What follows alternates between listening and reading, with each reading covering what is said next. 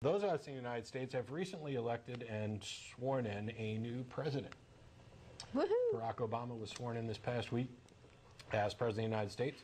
I don't know, what's this have to do with atheism? Oh, wait.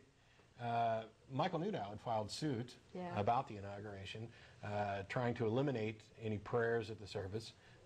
That was part of the lawsuit. That was the part of the lawsuit that I was actually opposed to, and I don't speak for everybody. The other part of the lawsuit was to prevent the Chief Justice from adding the words, "So help me God," to the oath of office. But his lawsuit, by the way, Newdow's lawsuit, was thrown out, and so things went ahead as scheduled. Rick Warren was there to do the invocation, and there was another minister whose name I forget who did the benediction. And Lowry, wasn't it? Lowry? Was it Lowry? I think so. I think so. And the Chief Justice, in addition to flubbing the oath, also did add, "So help you God," to the end of it, and Barack Obama did say, "So help me God." I think this is a clear violation of church-state separation, and I hope that this comes up later. And the reason I'm saying that it is, for those people out there who may be confused or thinking that atheists are just offended by this, it's not a matter of offense in any sense of atheism or religion. I'm offended by it because it is a trampling of the Constitution. The oath of office is specifically written out, word for word, in the Constitution. Nowhere in there does it say, "So help me God." And there's no stipulation in there that they should be allowed to add things. Now, as the president doesn't have to give up his religious beliefs or his freedoms as an individual upon taking office, I'm in favor of him saying, "So help me peanut butter toast," if he'd like to. I think it'd be a little silly. We do know that not all presidents have included "So help me God," despite claims to the contrary by the Texas Attorney General, who filed an amicus brief regarding this lawsuit. And some of the reports, for example, George Washington's oath, we don't really have good evidence that he did include it.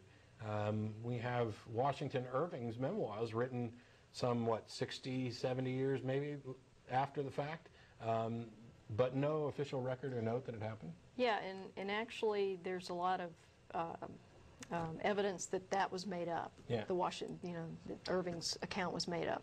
So why bother? And that's the point. It's not a matter of being offended on religious grounds. It's not that atheists want to remove all public references to deities or anything like that, or take away people's rights to believe or express their belief. That's not it at all. It's about doing right by the Constitution. And that's why I was opposed to the "So help me God," but I didn't really object too much to the prayers. By the way, in addition to Muhammad, we also have Beaver the Unbeliever, who is visiting us for today only from Canada. And, of course, the Flying Spaghetti Monster. Clearly, we must worship something, and so I'm advocating that we just worship these stuffed animals who also don't happen to believe in gods, except for this one who believes he is a god.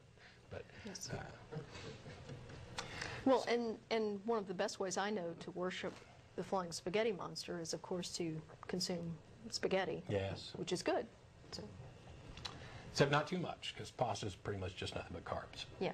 Just want to get that out there. But hey, it beats wafers. So yeah, well, now we have a new president, and by the way, they retook the oath of office because they kind of butchered it during the actual ceremony, which I got a chuckle out of. They retook the oath of office in the map room. I sound like I'm doing a clue. It's Barack Obama in the math room without his Bible.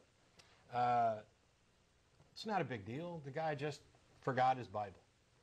Didn't happen to have it on him when he got sworn in.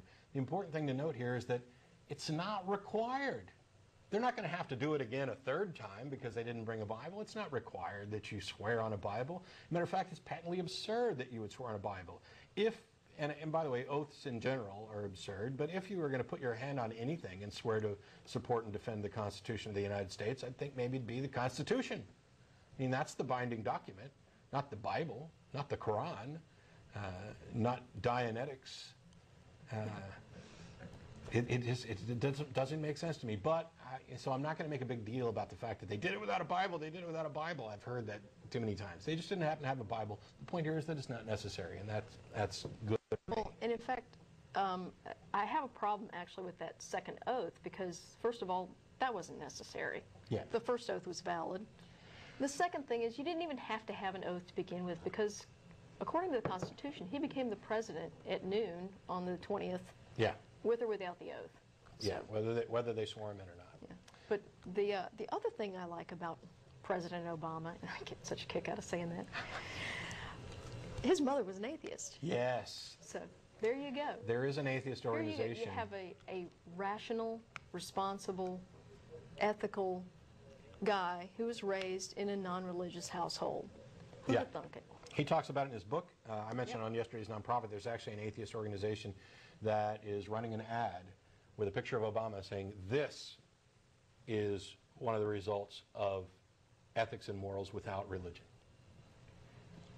I think it's a brilliant ad. I don't know if it'll make any difference at all to the people who would say, you know, how can you be moral without God? It's really remarkably simple. But it is a good example, and I was glad that he noted it. But